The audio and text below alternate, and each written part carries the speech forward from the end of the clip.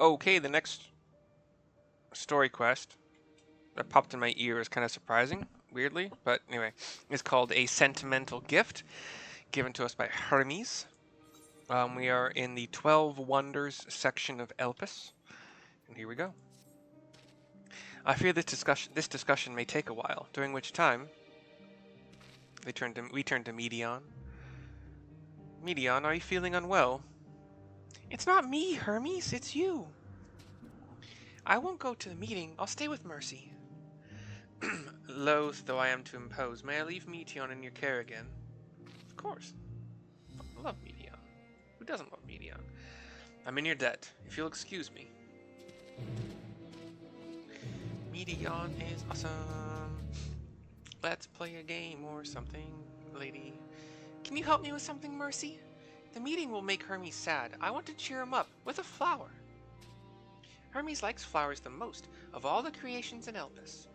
Most creations are expected to be interesting, or beautiful, or strong, better in some way. But flowers are different. They're designed to suit our emotions, what we feel and want to convey. Hermes likes that. I can't make flowers, so I'll search for one, and I want you to search with me. Let's start here at the 12 Wonders. I'm being accompanied again. Accompanied. We have a tree in bloom. Some like purple flowers in this. They say tree. If it's tree, it's like a really short trunk. Almost basically invisible trunk. It's more of a bush in my opinion, but whatever. Vibrant purple flowers bigger than your hands adorn the tree. Oh, so big and bright. I love them. But they might be too bright. You have to think of the recipient. That's what Hermes said. Okay. To the east, some more. The slender tree, but taller. I can't reach the leaves. Maybe we can... Or patting at the tall, thin trunk of the tree. A tall, slender tree rises before you. You crane your neck to look for flowers. No flowers. If there were apples, we could have covered them in syrup. Let's head outside next. Don't worry, we won't wander far. Okay. Oh, well. This isn't... Oh, I guess it is outside. It's barely outside. Whatever. Not far is correct. There's a circle of... like a bush, maybe like a couple feet. So if you picture a circle, and that line that you would draw the circle with is just a line of bush, and then inside that bush there are 4 quadrants of flowers. Inside the bush circle, they have white, purple, yellow or gold, and another purple. And I just crushed a lot of them running around. Sorry. Surveying. An array of beautiful flowers grow in the bed, their mix of colors forming a pattern. These would be better for Hermes, but they're hedged in. That means we shouldn't touch them. They're either under observation or poisonous. Any other place should be fine, though. Let's keep looking. Just a bit to the north. Familiar plant. Indeed. Well, not familiar yet. We'll see. Is there a cutscene? Nope. Set on a tall, thin stalk, the oddly shaped flower is mesmerizing in its undulations. Oh, a coneon. A flower that can move. That's Charlie O, Nancy E, I O, Nancy. Coneon. A coneon. When Hermes wasn't looking, it shot seeds at him. Not a good gift, maybe. But you're good, Mercy, at spotting flowers. We'll find something soon. Alright, let's head back to the west here, but still outside of the small fence. Junction.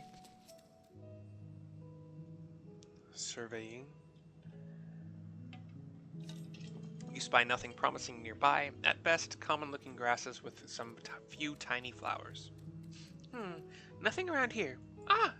Over there, Mercy, something big. Huge. Heading west-southwest.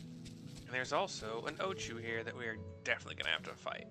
A malodorous grass.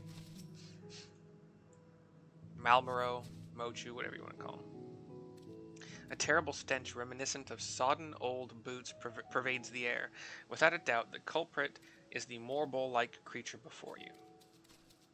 It's an Adonis. The things around its mouth look like petals, but the flowers are the orbs on its head. When Hermes inspected it, it swallowed him up. He didn't leave his room for days. What do you think, Mercy? Would you like it? No. My options are, it's probably not the good sort of memory, or I'd rather not go near that thing. It's probably not the good sort of memory. So not this one either. Finding a good flower, it's harder than I thought. I'm sorry, Mercy, but could we search a little more? Maybe as far as the fields over there? I'll pick something after that, I promise. We head west-southwest. Yeah, west-southwest, that's right. Around the griffins, the griffs as they're called here. Some lush fields. I'm gonna get aggro. Yep, got aggro. Thanks a lot, Meteoin. Got me under attack.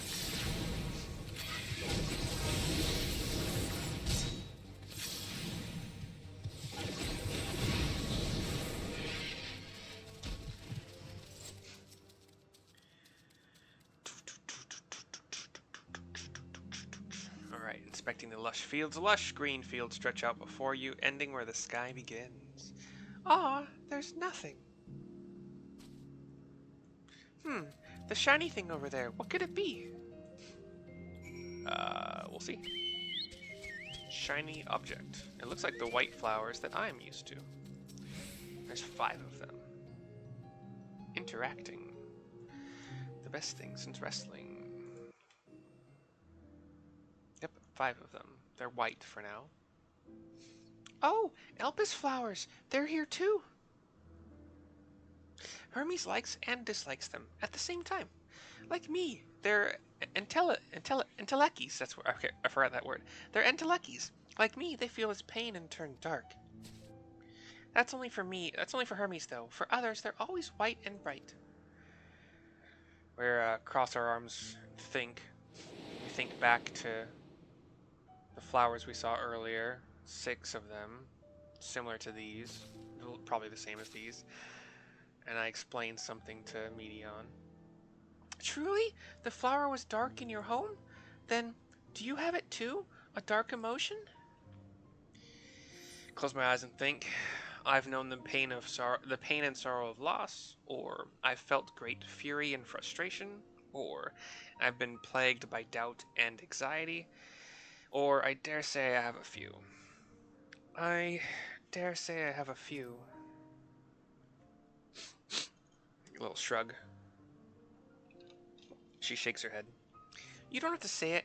I can feel it's something you want to hide. But won't you lend it to me? The darkness inside you? I want you to make the flower dark in front of Hermes.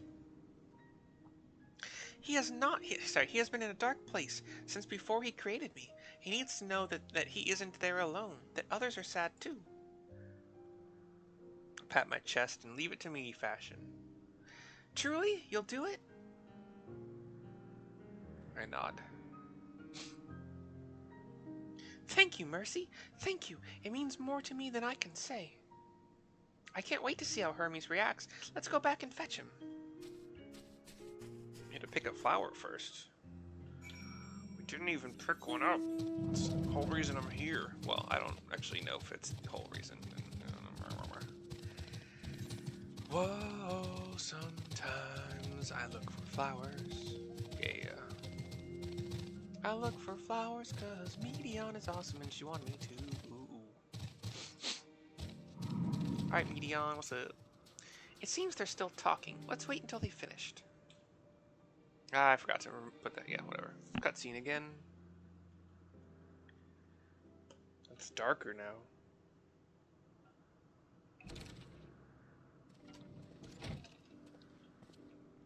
Out comes Hermes. Hermes! I can't get my voice that high. Hermes! Yeah, I can't do it, so. Oh. You were waiting for me. You get what you get from me. You've finished talking? Yes, we've come to a decision. My thanks for keeping Meteoin company. Of course. Emet and Hyth have already retired to their rooms. There is room for you too, if you would follow me. Wait! I want to show you something first. Cutscene fades to black, and we're back. The camera pans from the cloudy but like beautiful blue sky. That's why we didn't pick one. We went to them. Elpis flowers? Go on. I nod to Meteoin. I take a knee in front of them. Close my eyes and bow my head a little bit, thinking of something sad or... Hermes is taken aback a bit. You're not the only one, Hermes. Others feel sad too. You're not alone. The petals remained pretty white, but like the stem turned kind of a dark purple. I see Meteoin has shared much with you.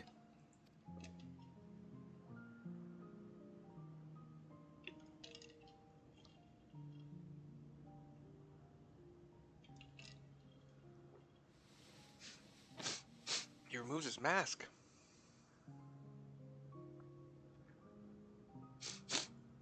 His eyes are... May we talk a moment? Kind of white, like diamonds, actually. It's still got the black pupil, but like the irises look like a diamond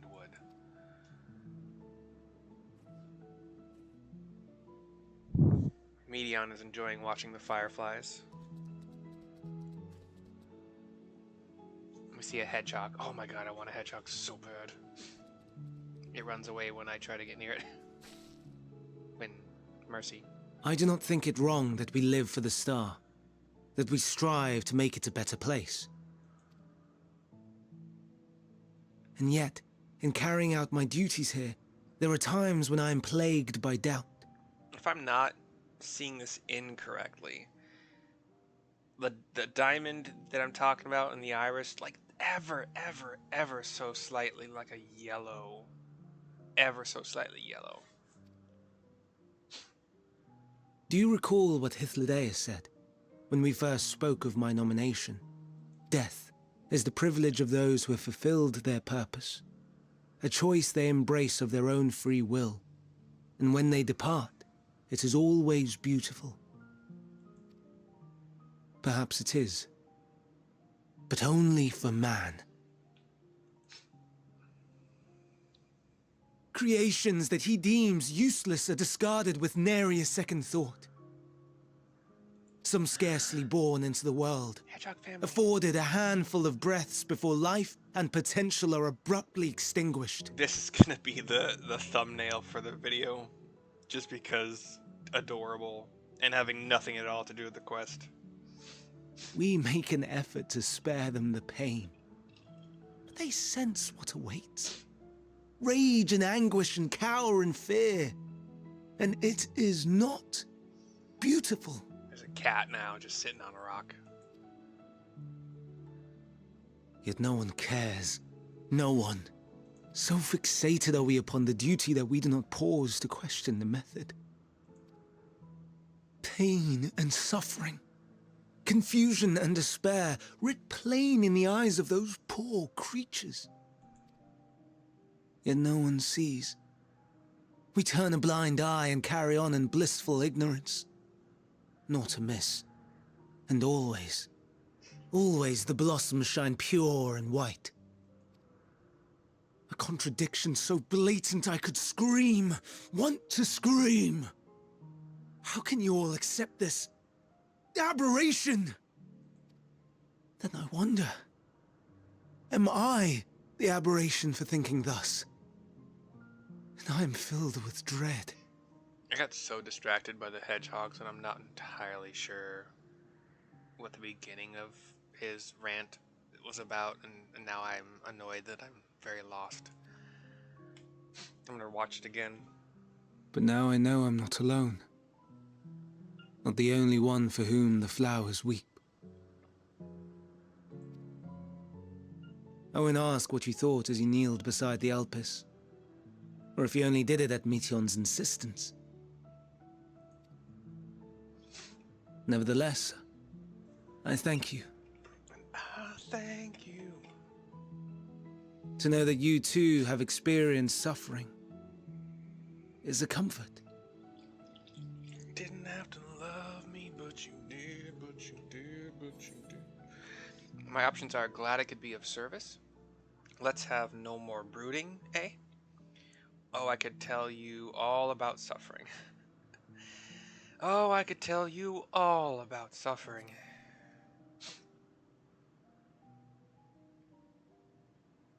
Lest you misunderstand, I derive no pleasure from your pain. I didn't misunderstand that. No, we're good.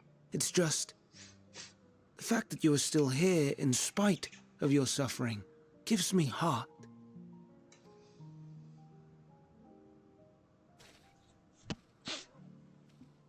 The stars in the heavens. Know you what they are? Giant balls of gas that are exploding all the time. Though it is too far to tell, each glittering light could be a world not unlike Aetheris. A world filled with life. So many stars, so many lives. For us, there may be no higher purpose than to live for our world. But what of the other living beings out there? What is it that gives their lives meaning? That drives them day after day after day? Sex, To money, pose that question to our undiscovered cousins, I created family. beings of dynamis, who can traverse the vast emptiness between the stars. Meteon and her sisters. Aye, sisters. She has a great many of them, and they have already departed on their journey, traveling to one star and then the next in search of life. As one might expect, exploration on such a grand scale is rife with difficulties, and thus far I've naught to show for it. But I have faith that we will make some manner of discovery ere long. And when we do, I should be glad to share our findings with you, in gratitude for your kindness.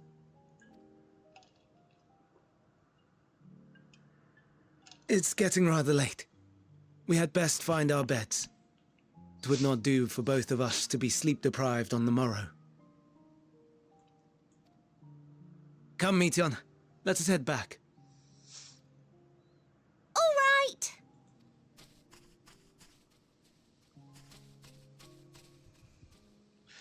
She pauses, looks behind her, into the sky at a floating island. Just kind of stares at it for 3. Then turns, runs back to Meteon. It's as if she didn't like cock her head or anything like that. But it's as if she heard something. A sentimental gift is theoretically complete. We'll see if there's an extra video. There is not. Cool. So, I will see you next time. Hope you enjoyed. Bye-bye.